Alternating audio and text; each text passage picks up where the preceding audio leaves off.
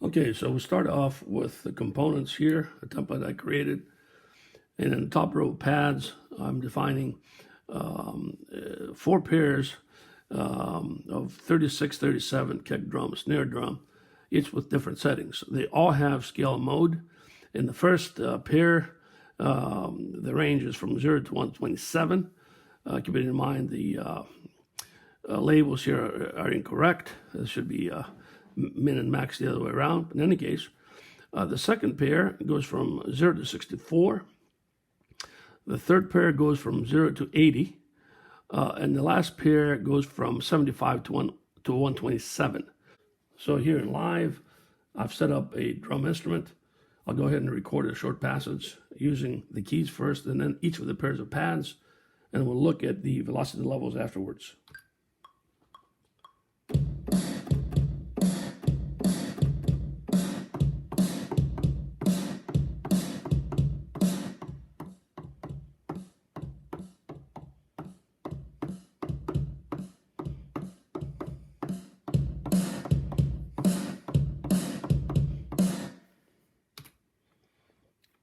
All right, so let's look at the velocities. In the first set is where I use the keys, and you can see I'm easily getting well over 120 with a relatively light touch. The second set is where I use the pads that are from 0 to 127.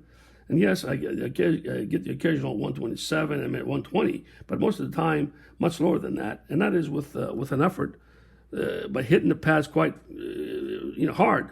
And really, that kind of thing gets tiring after a while and hurts your fingers, quite frankly. And that's not what you want to use for a long period of time. The third set is where I used pads that were scaled from 0 to 64. And the fourth one here is where I use from 0 to 80. What you see between comparing these two is that when I am using the pads from 0 to 80, that's when I'm getting into the 60s range. Not so much when I'm actually using the keys that are scaled, the pads that are scaled from 0 to 64, which really shows you that there is some kind of a logarithmic curve at play here.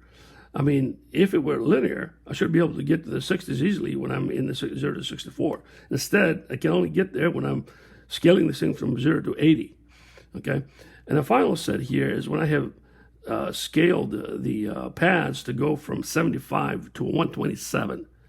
And so, yes, now I'm able to get into the higher velocity range much more easily without really pounding on the key on the pads that hard. But at the expense of losing really the whole range, low range from 0 to 74. So the bottom line is really that there's a curve that's at play here, and it's not linear. Yeah, I like the fact that in components I'm able to tailor its pad, to set its pad to respond differently. But I'm not able to get it to do really what I want. It doesn't give me a linear response. It gives me this compressed logarithmic type curve. And so I have to really hit the pads much harder in order for me to get to the velocity levels I would like to have. The other part of it is really that when you don't have the full dynamic range, is that it impacts how you play an instrument. Okay, most instruments have a sweet spot. They're generally in the hundreds velocity level. Okay, so yeah, you could go ahead and record at a lower velocity level and then come in here later on and adjust these things manually.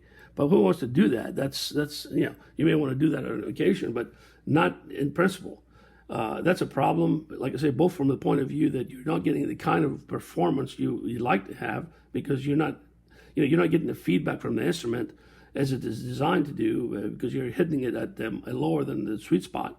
Secondly, when you have to go in and use a different controller later on, it's very difficult to blend the two if you have to add a piece or whatnot because now the levels are different.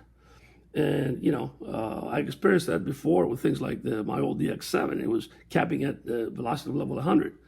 I expect of a modern instrument like the SL61 MkIII to not have that kind of limitation. So, you suggest that I use the keys, which, of course, that's my main tool when it comes to playing instruments. That's, in fact, what I do use. But when I play percussion or drums, I prefer to use pads because it's just much more natural way of playing. Unfortunately, as it is right now, it's not responding properly. It's subpar. You say that you have chosen a curve. It's a multi-purpose instrument, which most controllers are, quite frankly, and you've chosen a curve that would suit most users. Why not let the users choose the curve they want? If you're going to give us only one curve, then just give us a linear response. Ideally, it would allow us to calibrate the response in a manner that you do with external analog gear. We ought to be able to have a curve, and if not, use components, but get the full range in a linear fashion.